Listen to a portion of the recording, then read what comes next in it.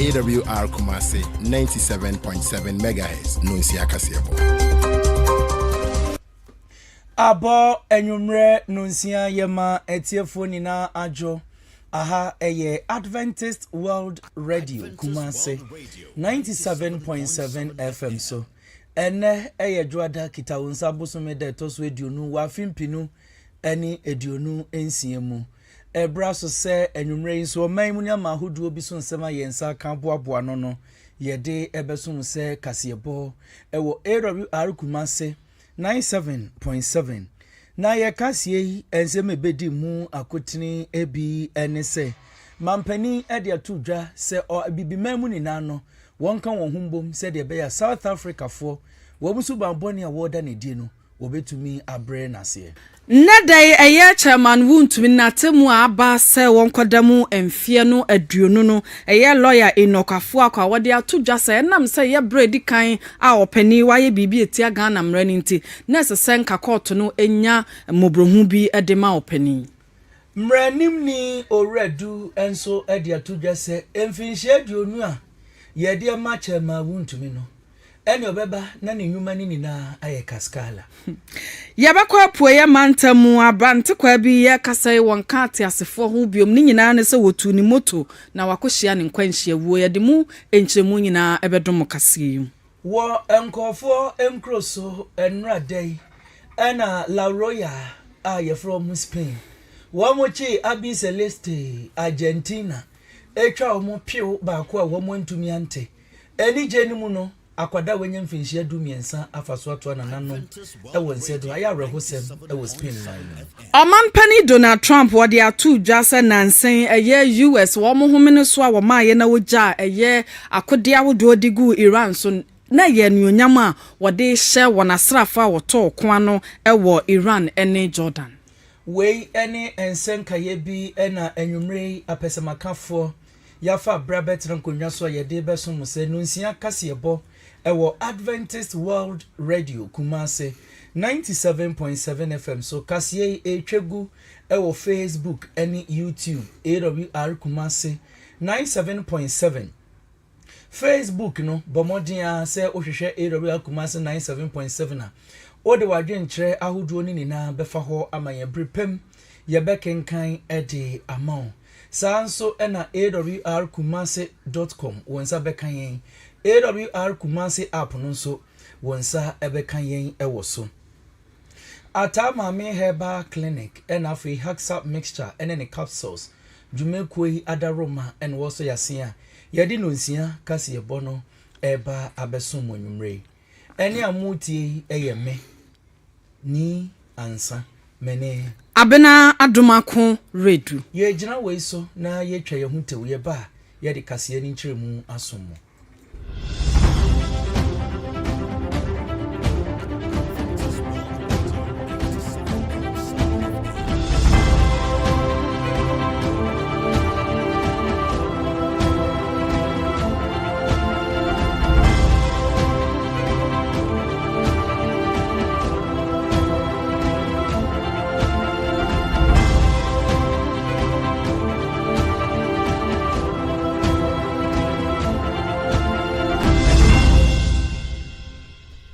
Afe yentie kasiano enchiremu Ghana Mampanin His Excellency John Dramani Mahama ediatu ebibiman ahuduo ni na enimse wada wamo asepa ese wabo won ho emoden na wodi won ho ababewura anamo a wotuo se ebeye na South Africa womusubra yatu ni din se xenophobic attacks no ebetumi aba ne wieye na woba ebibiman mu a atoye FM ECOWAS ena womu ni na ebedi ehyemu amampanin edi atudwa ekiremu se ipa de eye se ECOWAS nso waba betai Ghana ekire se wo kasa edi etia sede South Africa eman no womu etete Ghana adehye ewo man mu a na wosusu se enye adepa wode atudwa se anamu ya ebibiman enkabom eku a ewo ebibre atoye FM etuo no ebetumi aboa ema wobia ehunu se de South Africa ye no enye suban pa a wo se wotwe won ho edi efri ho enimanimu ye yentie mampani John Dramani Mahama ne nsema wode etu edwa. But permit me also, after talking about this compact, to address a matter of immediate concern to Ghana, Nigeria, and indeed the whole of our continent. Ghana is deeply concerned about the recent incidents of xenophobic attacks against our citizens in South Africa.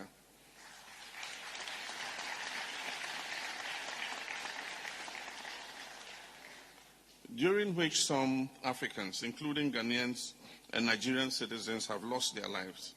while many other African nationals have experienced fear, intimidation, and uncertainty.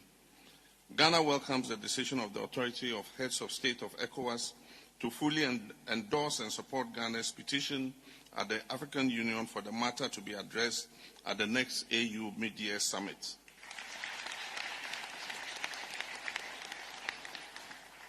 African liberation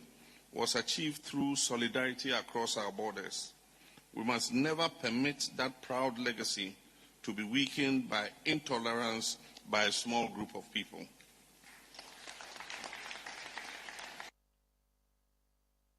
Ghana Mampeni, His Excellency John Dramani Mahama, and Yakuti Neneno.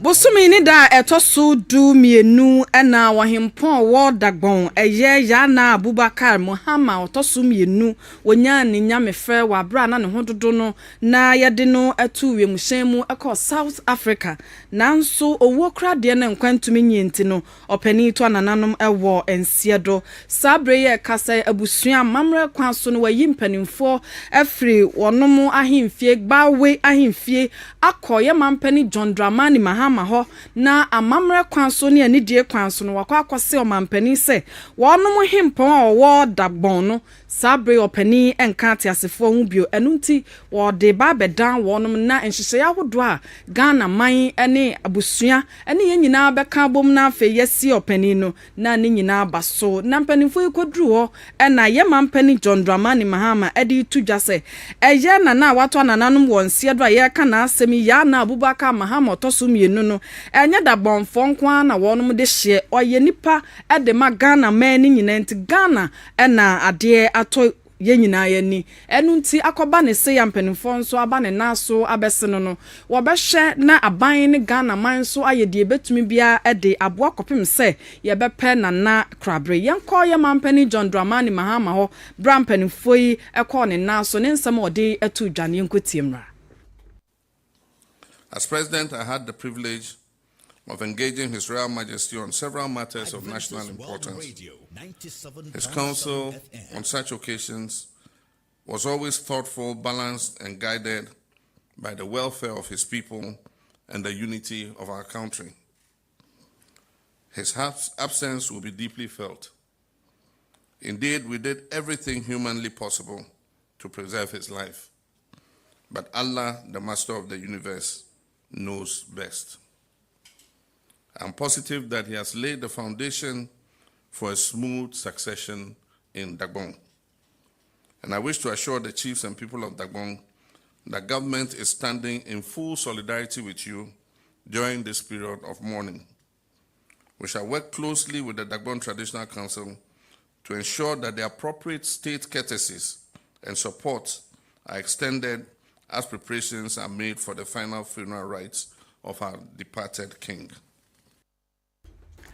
Mpanimfo wonum efri gbawe ahimfie ewo dagbon ne yete se ya mampani ede nkranhye ma wonum se oman no ebeye de obetumi se de ebepe ye nana ana ye nyina ye hempon ya na Abubakar Mahama toso mienu ekrabepa ye toa kasia no eso ne akonsemfu from dia kane asante mantam titreni edema MPP amanyoku okukurudu na wo mu ajesu se eshi Onimonyamfo Bernard Entwibu Esiako dodo na dia wode efre no eye chairman wuntumi ene ebeto dwa ewo Ghana ha enye nne se wakọ akọ kwan ema bebi a yede ama no se wono wonhwe na wontu afom agudie ewo ne kwan so ewa atoye mantem samra boy ne mpotem ho no wejai en wode akoma adwumakuo bi a womu eni nkrata akotu fom agudie no asei inyapade ahodo ne asase no eni yensu ani na eni asemu ba ye a kyere ye pa nenne ena atemuafo a womu etena nsem so de aba bontin kyeremu se emfinhie aduonu 20 years yede ema chairman wuntumi no akwa abankukumu wonsan konko ye adwumaden na enyense na ho ema amanyofo akase wo bia entumi fatumi enhye ni botom na de wo pebia wonfa enye na eno ena titreni edema MPP amanyoko no onimonyamfo Justin Kodua edi etudwa kyeremu se MPP fo ni na monkama koma ntomo yam chema wuntumi no wo munyi ni mu oye wo munua prekope ensema aba bontin ende wo mbedi akire akwakopem ase kura ni nane se wo susu se mfie dodo a yede ama chema wuntumi no edo so dodo a wode atudwa kyeremu se pepere yo anya adwuma enti de ka opoto kasem se appeal no wo mbesa akwakohwe mpenifo se won tena sem ni so foforo esanse ntwachia bi etumi aba yentie Justin Kodua wono ena woko MPP amanyoko no mu a woye titre ni mo ne nsem ode atodwa afa chema wuntumi ena ba bonten se wonkotwere abankukumu mfinhia aduonu. Members of the New Patriotic Party and the good people of Ghana that Chairman Wuntumi is not alone. There is no justification for the judgment since the judge obviously ignored clear evidence exonerating Wuntumi. The New Patriotic Party stands firmly with him. Our legal team has already commenced the necessary steps to challenge his judgment through the appellate process. The MPP considers Wuntumi a political prisoner. The MPP considers Wuntumi a political prisoner. The MPP as a political party considers Wuntumi a political prisoner. Na ebra titreni edema MPP Justin Kodua na no esiye no ena mranim ni Bernard Oredu enso edi tudwa ekiremu se emfinhie duonu ne de ano ode no dodo chema wuntumi beba no na ne nyuma ahodo no atumi akone wieye enkomo no wone nsentwefo na twetwen ya yesu nsentwefo ko piemu a wo bisa nasem na wono nso ema wo manu yi yentie emranim ni Oredu ono so ne nsem a wode tudwa fa chema wuntumi ho 20 years for an offense that the minimum is 15 max. That the minimum sentence was okay because I made a point that getting Wuntumi out of the picture, that is incarcerating him, may affect a lot of things, especially his businesses, the number of people he employs and all that. So that was the appeal I was making to the court, that yes, the court has come to the conclusion and convicted Mr. Wuntumi for all the offenses. But in terms of the sentences, I mean, the court ought to consider his significance in society, especially the chain of businesses he owns. And I also made the point that currently we are struggling with a lot of youth employment. And if the court itself has established that Mr. Wuntumi is a directing mind of all his businesses, it means it's very crucial to his businesses. So getting him away from his businesses in giving him such long sentence may negatively impact on the businesses and the young people who get jobs through his businesses and all that. They'll come onto the streets as unemployed, adding to the huge numbers who are already on the streets with no employment. So that was the appeal I made to the court, that the court should consider this particular circumstance of Mr. Wuntumi and probably give him the barest minimum of sentence. That was what I did. I don't exactly. What is your relationship with Wuntumi? Minimum. What is your relationship I don't know with? I have no relationship with Mr. Wuntumi. Maybe. Mranim ni Oredu Bernard ena wodi nsema tudwa se court ne mrabium na chema Wuntumi emfie dodo a yede ama no no wonte so kra Yadasu ejina chairman wuntumi nimfia duonu ene koto ede adware no se wonko na afe wonko dware ni nyina wa fiase ho na wonum ana ejina mu bom pempen se obetwitwa ede age chairman wuntumi lawyer ba kwa woka ho opani inokafo akwa wode atudwa se wo hwe kwan ane ekoto no hwe ye pa na wa hwe chairman wuntumi anim na wode emfia duonu ede amano a ese ono de na hodwiri kakra na ne nyina so nyina sane wokọ emramu se obi yade na ya tena na asam so de ho danse nyina ba ya tete bia frim ne ade bi ho akeka wansana ya de na temu amano a eya na ye hwese nipa no de edi kan a waye ni anase waye bi atoatoa so na opani kire se wo hwe chairman wuntumi a ne bra edi kan kra waye saade we nti na o hwe se eye na so twa ye de amano no anka koto ebete so na anase obenya ntimobro bi ede amana ne mfie no wate so aba fom ye kwa lawyer Enoch afo akwa na bra wonum free court da musi abontene no ne nsama wode tu dwa no yakotie bi aba 20 years, no. Who would have wished the client ever 20 years? Somebody who is unknown to the law. He has never had a previous conviction. He found into Muda, Unjina court to that, Yambon do that. And the law is right. Say, Ubia Yambon do that, Uncom renewing that, young conviction in Dano. Say, a bampo say, court no hitting to you, say, Odifo. At least the court becomes so lenient or good in same emano said the beya nipa ne very for me now Osei said the court ni gina etu esiba ye at least that's the full rigors the full armor available to the court no and the court no render man no I don't being actually say near ye kata ye bo enyo enema ne biso no no on the face of it no said the one kasa within kaka sentence in ho asem no it's one of them and na near my course no be ho no so a ye nye di case na chi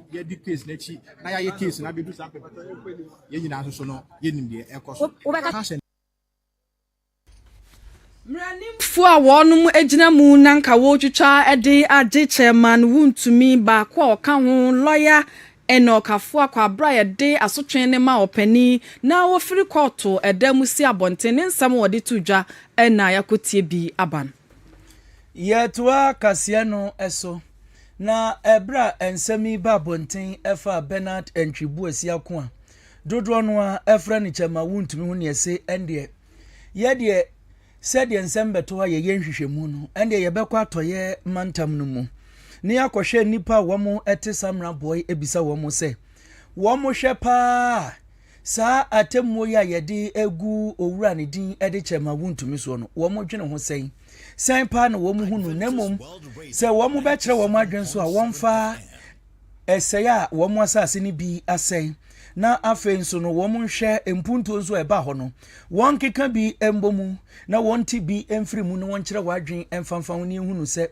womo ene aban no ya adwen so wode chema wuntumi ekotum ananse womo ne no enya adwen ebra ye pie mu ewo samra boy no ye ni nipa dodro no a etwetwe nkomo a wo kire womo adwen ede efa atemu a ye di ebu chema wuntumi enne ewo enkran pumpuni mantam no ya medawase na di kan menchia watiefo a ehwe fidi kronkron so nyina o chema wuntumi no obae no oba hasa mabo aman ho hwe nipa makofo ekwan ofaso ma nsuo yiri afasa mabo ekro nyina na ni nyina ho de ne free sana power wo mo wonti cause ye hwe ma hu se adwuma na omo ye na nya ne mra kwan so ben so na mama mu na ne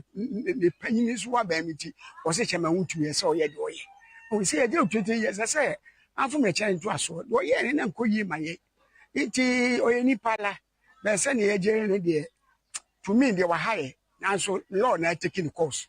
nti me ntumi ka se me dana se ye me de bet chema wuntumi de se je ana ka sa do bi aso be ye nti o deserve se jere because o man ho so wo sama boy ha emu ko ye ko mani pa ku wi chema wuntumi ka se ni pa ku wi etutu bo nipa no on ha bebre jamana to so zamana mo chomo fele esra o mo meka ye mo mo fele amana na ma mezi o nto mo fele amana na e ho ye beto ye da mas bisa me ya batan o mi se sambum so bi abambo a eso mo consider no ye ni so bi ye bone a ye tweska bi to ne tiri so ama ne tua wasa ya sase eno kreska ne beje no ebetumi de aye bibia ma Ghana for biasa prison so mugo omunya aduane ne ebetumi de bia afidium na mu kochi ni tum no ade ya na beba yesra ma Ghana for achichachiche si ade adonso minim de ochina bembeka bebua Ghana ban so aya ade so bia ya vomso no achi na tuma minim ne achire be mezo ebetumi hu ni ba bia ozo de beye no because this time we have to some be tribunal court ni ade first ye bot tribunal di kura na just say uko face tribunal ni e kwa akoku and mesrawo omo hwe no omo nya bibi mfa ho na boka kra bi kim ni ndo cancer but anya me do yan this ni kura nga menga say ya van go tum for 20 good ya say in life mesrawo ma so mu twa bibi to ni tiri so na ye ya omo de bi agitum so bi okita sa adwuma de Ghana fo yenya ya gitum say Oscar and the sa 20 years ya hwe ho sika German mondia no nya no fa ahodie aya me ya pa me de nya me say me forest no me say me bibia Ghana fo yenya ya japade na wa say na fine mesro ma mi hwe mu no mo say sa de ni tina sam na ye de abayi so ntimi fire no ma jelin de say me de me to me bia what I say una mo hwehwe eman mu de aban no hwe de ebeboa no no ayede why I'm say Chema won't in fact abeha aboyfo be because I'm saying there say or yan dada I'm saying there aban say or blood don't from like I'm saying but they want to cancel I say they I'm saying and if you buy some about hand in fact a higher papa the be asking so to ya e have to crow because nega me say ya that you side people nega me say no come ya kono asem komo ya mutu amani ya na makata so na e kama we mutu ya mo jama na wo sana moko but in fact chama mutu wa higher pa ono o wi sa no akota na yi o akota na Kumasi Sakra nti ye 20 years I'm say me judge na judge no you open no na oye enipa womo ewo Samra boy baby a chema wontumi ne dwumeko ye ho eba asem emenam so ya kire no ede ne kopiem ewa ban kukumu ene etese wo kire wadwen afa atemu no Yedasu ejina kotu nsensem yi emuye free Samra boy de ni ache mu asante mantem ha na yabo epine ye bosometwe abato mpeso aso eho ena owura Bernard Ntwibu osi akwadodo no anim se fe no chairman wontumi ofre yakwa ho kwaje wonum nso adwen kire ene asotwe ye de ama no wo kwa akodamu emfie no aduonu na wasa ye adwumaden so ade aka ho Owura Adepoku Akins ene na wote adwam sabosomtwe abato mpesua so ewo NPP amanyekuo num a wo hye nimu asa asante mantam obeba beye second vice chairman ewa asante mantem opani di to dwase sa wo kwa ye bosomtwe abato mpesua no so enne de efiri kwa to ba ya wonum wura wo komu mfie na duonu no aboy ye bosomtwe abato mpesua so nipa nyina pusa a wonum era ho papa pa ye firi se wonum nim adwuma so na owura chairman wuntumi wabo ewo asante mantem wa nempo eye bosomtwe abato mpesua so enti asemi eyade a eha wonum eye pa ye kwa owura Adepoku Akins na ne koso ewo bosomtwe nsem ni bi nso no yenkonkotiemra. As you rightly put it, I'm highly uncomfortable, devastated about the whole issue. I was in the vetting room, so as soon as I came down and I was bumping to that story, I didn't believe the sentence that I'm hearing. But whatever is it, I have to be cool and then manage my listen. I have to live as I told you to the family house and to see what actually we have to do. If we have to move into Accra right now, see the lawyers and then ask them what is the next line of action that we have to take. Of course we will do that. So I'm not all that happy this afternoon. I'm so down and I don't want to even grant any interview. But hey, this is what we have been hit with, so we have to manage it. You talk about family. I know even beyond party, you are that with Chairman Wontumi. He's a brother to you. What are you getting from what information? I decided to hang up and then make sure just after the lesson, I will just go straight to the house and then the father is there, the family is they are all around, and I have to be there so that at least, so I want to get the information from the lawyer so that when I get there, then I will be able to speak to them based on what the lawyer will tell me. So, Ora de poku ekins a wo hwe ni mu sasante mantam ha NPP amanyokuo no obeba be second vice chair na yete se wono nso de aba wa amanyokuo ni mu no wode ebi to dwan ye free Bernard Entwibu asiako chema wuntumi ensem no mu ne de ni akyerem wonsem fufuro mu de a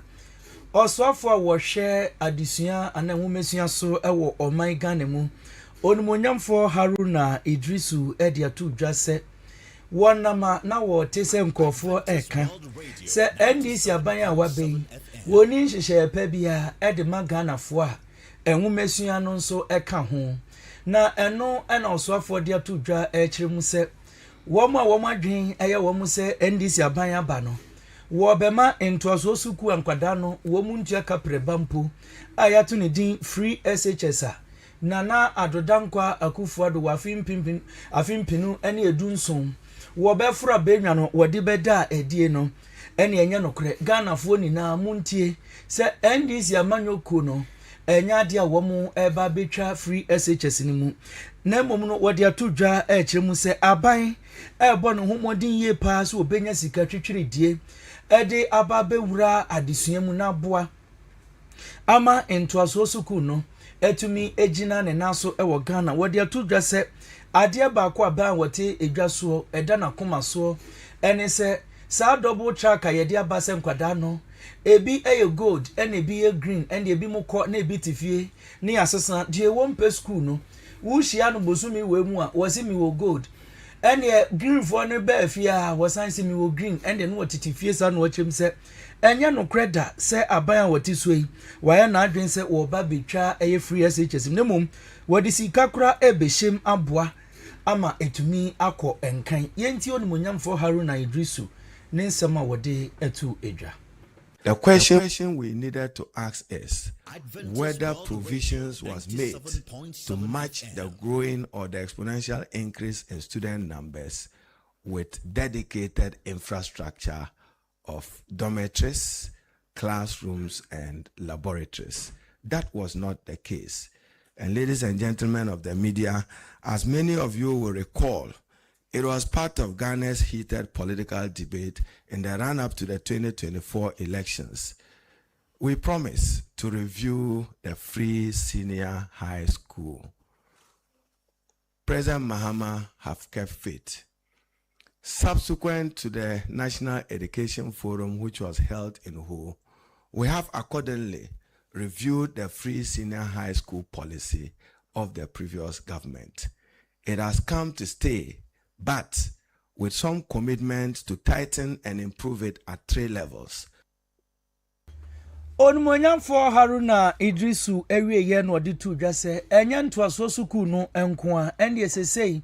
de kan basic efi kindergarten kwada nkete no a ede kopim JHS a wo mo ekotro BEC nsohwe no wode nsakraye eba ninina ne se ewo se ho no ye kire nkwada no kwa wo mo befa so a abefu adesuan wo mo bedi emu ntintinman na aboa amadachi bia no eba ne laptops any television ne de ka ho a abrofo nkwada ne titiri China fo wo mo ya ne ya beto amayen ebuo kese no Ghana nkwada no nso ansa no bedu ntoaso suku no na wo mo nyamu eye nimde ani su ehu no wo wie ye eno de tudwa echem se wo besan abomodin ahwe se nkwada no ene wo mo behu hia se ewo se wo de Ghana esi wo mo abetiri so enko basi wonyi obinya abanjuma wasi abanjuma de yenso a ye twenase na wo ma Ghana man no ekọ ahonyimo de tudwa se ebebo ma nkwada ni na wo bi enya odokese ede ama oman Ghana enzo be ma adesua konkan wo de tudwa kiremu se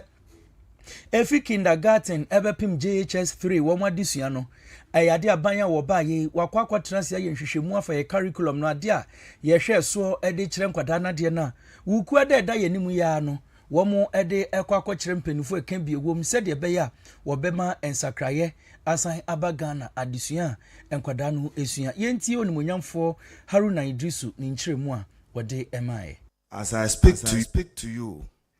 one of the most significant decisions we took as government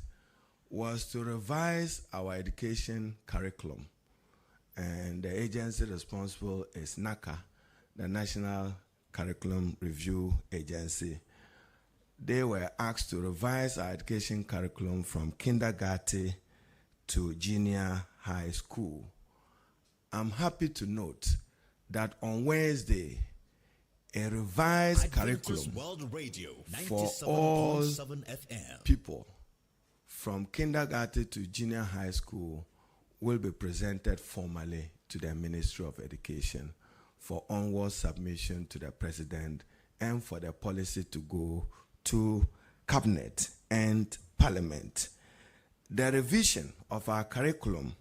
is to ensure smart start curriculum for greater integration of technology, science, engineering, and mathematics. We have promised to introduce coding, electronics, artificial intelligence, and TVET into the basic education curriculum. Also for share enwumesian so Ghana memu Haruna Idrisu ene etie nene no. Ye toa kasia no so onyonyamfo Ahmed Ibrahim ono ni so afa wo hye empotamu amamu wo hye yesum so na afenso ya hensam so o my Ghana mu no wo hye ni nyina so ene wode aseda de akwa maye enkran wonum kropon no eye AM anase binum kan se amano se watumi abomodin wo musikasemu na aboa ma watumi ato emfidie ne akade ahodo a wode eba beko sabi efin ewo mpotamu opani de nsam yitu dwa wabra na eye Accra Metropolitan Assembly no wo matimi abo anan akwakoto emfidie ahodo na wonum nsusikasemu no watimi ama won home no so na opani bo anan akwakohwehwe emfidie no ansana wonum ede adidwuma na wode sansem yitu dwa wo kire se wei anyanhwe so depa emma kropon ene mensina ahodo ni nyina se sabe duofuru duapa na epiano enti sampanimfu anase eye Accra Metropolitan Assembly wonum atimi etu anamompe a afoforo nso enhwe na wonum ensua yenko soafo Ahmed Ibrahim ho na ne nsamo a wode etu dwa no yenkonkotie emra. I'm extremely delighted this morning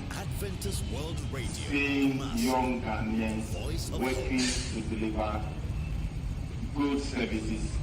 to the people they serve. Like the mayor has stated, he is not a man of many words, and he is flanked by hard-working directors and staff in the Accra metropolitan area. We are here purposely to commission the trust that you see behind us. He has not been in office for a long period. He's been in office for only 18 months. And in these 18 months, we are here today to commission this sanitation equipment. I know this is not the only work he has done. As a local government minister, I see the panoramic view of all the 261 assemblies. The problems he inherited, I know. How the AMA account was garnished, I know. How judgment debt was engulfing them, I know. How he managed to pay even legal fees of lawyers AMA could not pay before he came to office. How he managed to be able to pay the legal fees of the legal officers for the assembly. And how he managed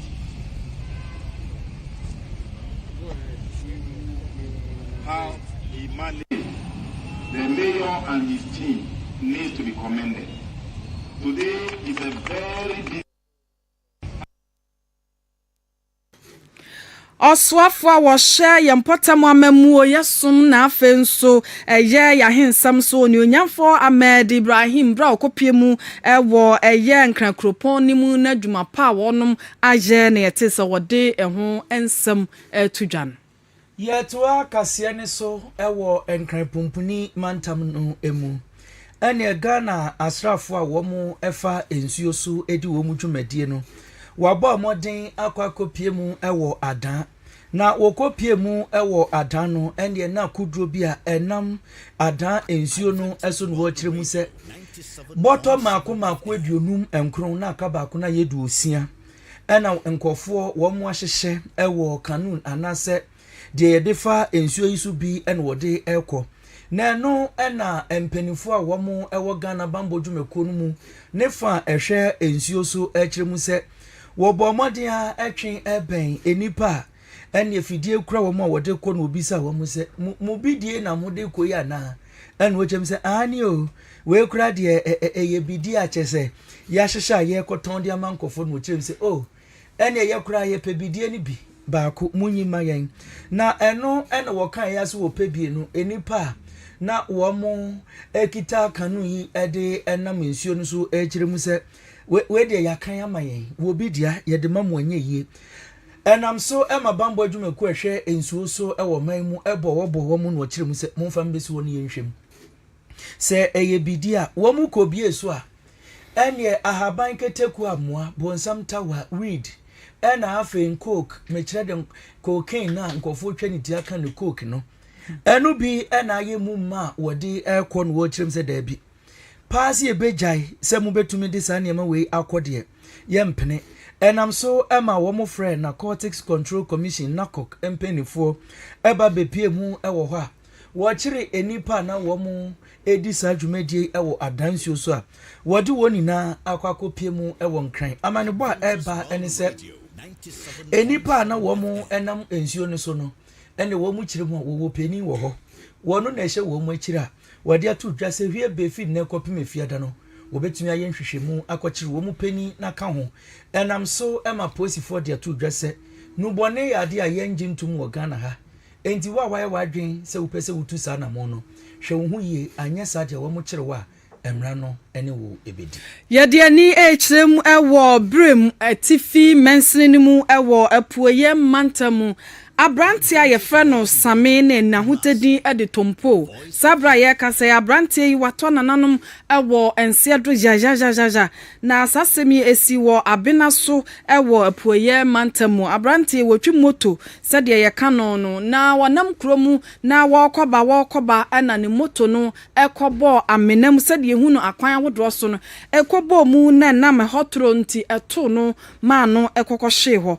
na wonma wo ho ene wo bo humodin se wode ne beko asupiti na ne adokotafo anesefo apomudin wo maye de omu betumi apre abrantie enkwa ede amano enunti wo mode no ekopie mu ewo New Abram Government Hospital nanso wo mode ne duro na adokotafo kasa wo maye ade nanso abrantie no wo mo hwere no ansana wode no eba bedru ho aposifo guso amo ye nhwehwemu na mu afutuo enede akwama wono ma eka hyen wono ma etwi moto abobo ya ene ne akeka ho nyina ne se wo de wosafoa esi we engine ni na se wo spakia eya na waye ahweyi wo kwan hodro bebrebe so fi se kwan ni bi wo ho a atete apansam a ede ohaw eba wei ene arahosam a efri abena so ewo apuoye mantam edeba wasugusu awutie enwumre nunsia kasebo ewo Adventist World Radio Kumasi 97.7 FM so Kasiye egusu twegu ewo Facebook Awr Kumasi 97.7 sa enso ena woko YouTuber Awr Kumasi 97.7 Kasiye etwegu ewo honomo Facebook odwadwe nkyere no eba yebefa bre na yakenkan so ede amount awrkumasi.com onsa bekan sanso ena Awr Kumasi app no nso no wonsa ebekan ewo so yedie ni kyerem ewo mfimfin mantam no emu na yekọ mfimfin mantam mu a dom kuma wo mo ba no dani onmonyamfo Alexander Osahene ato kwamena afenyo marking ede akwakoto MPP amanyoku mpenifo ayapa wo mo foforo ewo mantam no enim se wonhwe yie pa se wo be ya amanyosem yi wonfa wo mo ani kan embeye wo kire mu amanyosem no ene minim se wo mo wani foforo ye de wo se enya de obetum de wani kan ede ya amanyosem agye se hunhun mu no wugina yie ansa no wetumi edo ho abewuram ewo amanyosem mu wode to mpanifo a yapa won foforo ewo mfimfin mantem a wo bedi MPP amanyoko nenim se ya wo mu benya saa dibre no ene eni ebehwe wo mu doso enti obi a kwhye ne kukuo mu a ne nyame a wogi ni di no wosum no wo mbompa ye emfa enkyere no anyesa no wode enikan ebewura amanyosem mu a wo bi ede 6 ebedane wo mu 9 ama wo mu ni so ebeye wo mu si one time yentie ensema afenyo marking wode eto MPP mpenfo yapa wo mu foforo ewo mfimfin mantam ne mu. Politics is a spiritual exercise. Don't do it with naked eyes. I repeat one more time. Politics is a spiritual exercise. It's not for the naked eye. Call on your God and come to your aid at your crossroads. May God bless our great party, the New Patriotic Party. May God bless the Central Region. May God bless our homeland Ghana and make our nation great and strong. We are the new. Onimonyamfo Alexander Osahene kwamena afenyo marking ene yakuti neneno. Yade aboafo nkrato nso ede ma haxa mixture ene haxa capsules ene all satan papa kohwehwe bi nanom na ye kurada wo yefunu nyina mu nso enko afe nso atama me herbal clinic ene eba sa abofra ne yade asram ne mmofra wonum hawo nyina no fakoda atama me herbal clinic wo putu oja lake kwan no so maame nso beboa wo mmofra yade ne ne keka ho nyina eho ye gina we so ne etwa ye ho tew ye ba ye de mako nkofo enkruso.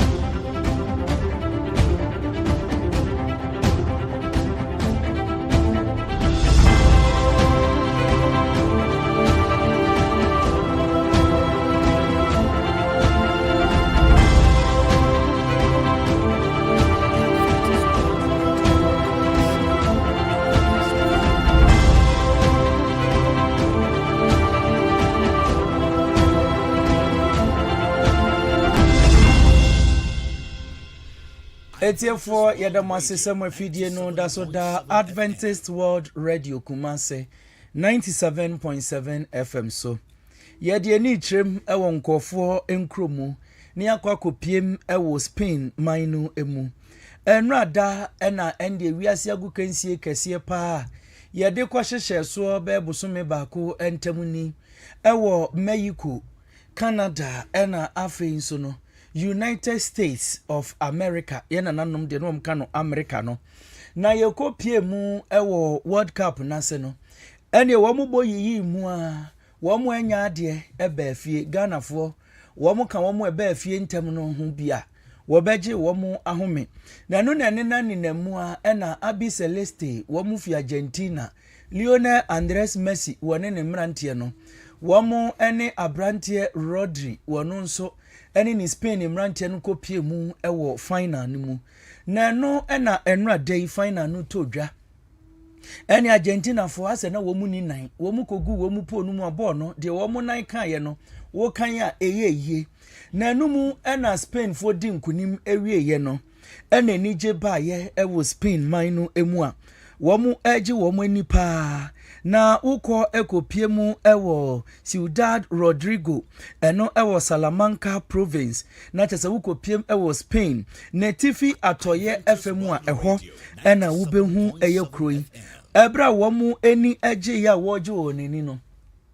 ene bebi ayete se be pocket we bi ho na wo makotena wo mu ji wo mu ani woje oni a ena bepo no bufu ye Sada na mwaji mweni ambroso ene edwiri kakra na edwiri ya no wonsom ene akwadaba kwa wenye mfinhia edumiensa edwiri ya ni trisu se dwasa wodi Amerika ede no ekokopie mu ewo ayaresabia wokoye no wodi ofise oni na mu na ebu ntine de wokwa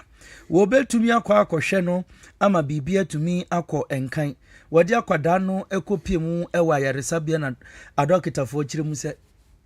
said ye na ni agye asem ni si ye no wonim sa awreho sa betumi ato no tinniam hye ne prekope akwada no watoa nananom ewo nsiedo enam so ema Spain aban ede abase wo mani agyede ene wo mo ye parade kese pa ewo Madrid kuro no mu wo mwi a wo mekwa kopie mu Barcelona kuro no mu enti ende wo bia nya hwe yie na enija abai ankofa arehosem amfamba. Yatwa kasiano so ede free US of A sabra ye kasai openimpa ene wukọ Mexico enuboni wudwadie papa ene wajimu ntintima wonum ahye se ne wonko na ne na aka wasase so no wonko to aso ewo afiase wonum eche no afi impimienu ne aduonu enanmu ena wonum aye ne mu enhwehwemu a ahunu se ene wukọ eye miamia wudo baabi mentemu ase penchempenche akoso wo ho no eye nuboni ya owura yi eton ena enam so a wonum atimi ache no sabre owura yi ne mfia no wanya mfia no edioso ensia na ne din ebeto dwa eye Ismail El Mayo Zambada ena sabre de wonum ahye sa wonko na afi wonko dwedwene ho ewo afiase na nye wono nko na saboni wodiye woni enipa bia ye frana na owura bia frana Joaquin Guzman Lopez a naja na asa ne papa eni owura El Chapo Guzman a wonum eko na wakwakoda afiase na asem no enso wara wonum guso a woye nhwehwemu friso mo pesa wo mo bra enuboni wudwa akoso titiri aman hodo so ene omo chichire na ade ma nkakra bonso mo de awramu ewo US na ebinum nso ato ennom ede edi eniema ense na emfata sanioma wei na US aban no pese wo bra enunti na owura ya yebo ni din a ye frɛ no Ismail El Mayo Zambada ye hye no se wonko na afi wonko da afiase yedie ni kyerem ewo Russia ene wunyante Russia pe wunim se ni nua woka ho no eye Ukraine wo mo akwa na ntokwa no pa se eba ne wieye no ende ayeboachi bi edin na eno ena ene de ababeka yensa ene se wo Ukraine for wo mo Russia wo mo ntokwa ne mu no ene Russia for wo mo akwakoto akodia hodo a etumi die wuo na aginipa nkwa efri ni nsem ewo epu a ye frɛ no epu tuntum mekyerɛ Black Sea na eno na beto dwa se ebra Russia for wo mo koto eye efidi etumi die wuo no eto Ukraine for wo mo eso no ene nipa mako edu ena sesei no wo mo atoa nananom ewo ensiedo na dia beto dwa ene se enipa wo mo ehu akire wo mo pa eye Odessa eno eye biaye bako a ewo Ukraine eho ena Black Sea no eputuntumu no ewo a ene Russia for de wani akire mu ewo ho na Ukraine empenifo ede atudwa akire mu se wo mo efidia wode efa ensuo yisu bie ene wo mo ede namso a ene wo hu se ase nipa bonfo bi no wo mo ben honomo na wo ben honomo no ene ndie wo sha ase se wo toto eye etopa ye ahodo a ebetumi edi nipa akọ ahokyere mu na wo to ye no ene nipa wo kun ye no de wo twi wiemuhyen yi bia ye friend se pilot eka ho kura afei no yade a India fo wo mo adehye mako enan eka nipa Russia ebeto eye topa ye egu Ukraine for so no wo mo so ho aka ebie na no na Ukraine wo mo pani dia to dwa ekire mu se de Russia for eye no kamia ye se kun no wo mo trem ema bebi a wo mo ene Romania ene Bulgaria so no wo mo ebo ehye no wo de ntokwa no ewura ho no wo susu se anhwe ne yekura no wo twe akọben bebi a Turkeyfo ewo enam so ema Ukraine ban ede atudwa akire mu se empanifo wo mu ka biewom ewa asase su ne wiase hwe say wiase ni na enka bombeba na sumdwe atena United Nations no asa wo matena wo moto so ada achedodo enti wo mbo modern se wo beba na wetumi ababepe asem no epuma esibre na enumu na Ukraine wo mo prime minister se he eye Koreshki edia tudwa echiremu se pa no ene de Russia for eye no wo mama dondo wo hoi afuno tigare wo mo nso eba betie gine sanse wo pam ohunfo a ne bema na woto enti wo betie gina de Russia for ede eba no wo mo emfa wo ho nche wo mo so do ani be kiremu wo Sea of Azov na wo mo nso no akwakototo paye ni bi ede abro Russia for se wo mo nhwe na wo mo ntwa entokwa ne so de a ene na to paye no wo de bebro wo ho da wo Ukraine ene Russia mine no emu yencha embassy US wonum ensensemu sabre oman pani Donald Trump ene wa ba abontene ede nsem bi atudwa wase sabre eye US nanse asrafo wo mo kan ye no mu je atuo ene enioma hodo edigu Iraq ene Jordan so no edisa na sana edie ne sasa wonu na asrafo miensa ato ewo kunya no na so obehye wonu ani onyam na wako ewo anasa wato woko anu obehye wonu ani onyam ma wonu abusuani agenti ene omukogya ku ene niema hodo edigu wo mo so na yekwa enipa miensa wonu ato ewo eko anu enunti enam su US ene na banso akwakogya bi ede agu Iran so no eya sojafo mienu baako edin eye Private Isabella Gonzalez wanya emfie no edunkno ena afenso Lieutenant Tyler James Fehan wanya emfie no aduonu enum ena service ni baako a wono eyekunu ewo Iraq northern part san nipa miensa nti US waboabo na kodia no akwakojai ede egu eye Iran so na miamia hodo ani akodie kaye no eyade a aha Iran papa ye efrise wonum ahwere ajapade pi ewo sa ehawi mu nia ebefri mu aba sane Iran so beboabo mo niema no na omakototo paye ne etuo ne agyan ne sa ne omani bi ede agu US so ma wo nso aye ateka no yade mu enkyeremu ni emu amane bonyina ebeba abesomo ewo Awr Kumasi 97.7 FM kasie so ene na kasie no esi ne mumhye ne nso se ensema hodo a ajajifo gina so edi ebu chema wuntumi ateno nyame ya admo kira no paye kasie no nsia hia nana ya adomako preku na wonfani ni na embambeda nkyerkyeremu die ntia ene ya bonu ko adunu ni na no wodi ni nkyeremu efi ne soro ebesi asie ni na ebeba abeso nti kira no pa no nsia kasie no ema remfi se wodi afidie ne beto ha na wetie bi kasie ensemedi mu akotini ebi enese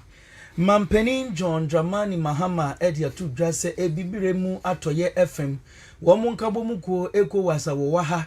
ensema wodi abetu dwa se wo Taiga na chi efa no South Africa xenophobic attack enam so magane ni ehwe ne dehye na Nigeria fo no wo mu aka ho kire wo mu no wo mu tai ne chi no eya asempa ewo sesesei ebibiman ekasa edi etia South Africa wo mu subambone a wo da na di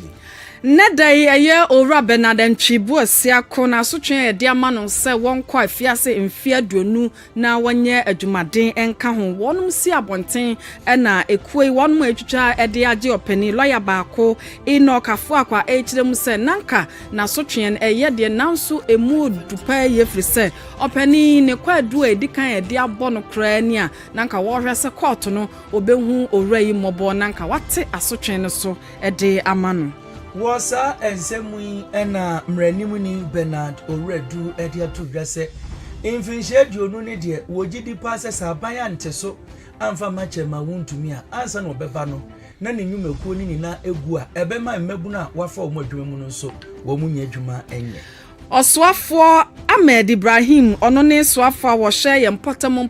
amamuo yesum ahodo na afenso ya hensam so ene odinani ekopie mu ewo nkrampumpuni mantam wonum kropon mekire Accra Metropolitan Assembly mu ene wakamfo wonum sesikasem wabo won homoden na afenso watimi ato mfidi ahodo a ebeboa ahonidi nsem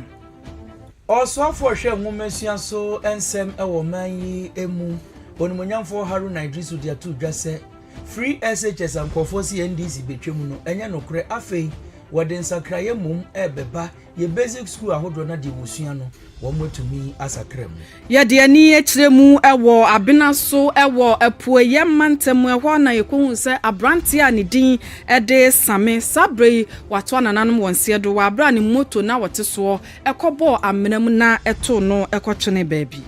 Ebra Spain ewiase ni na agukansie kase woni Argentina de boy ni enra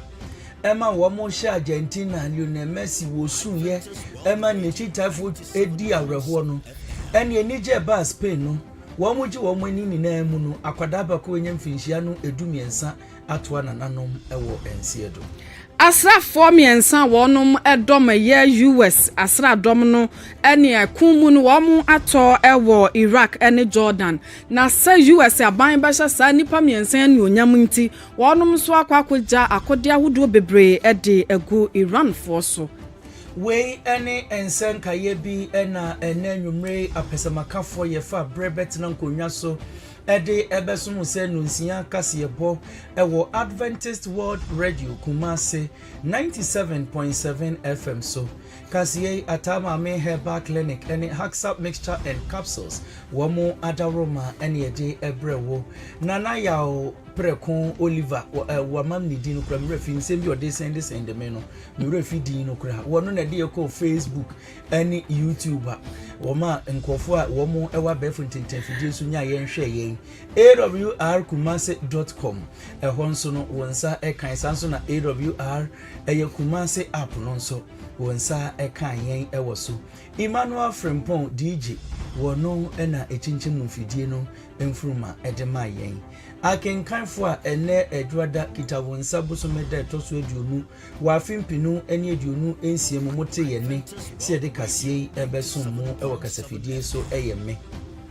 ni ansa mene abena adomako redu yemamumo enitia adishe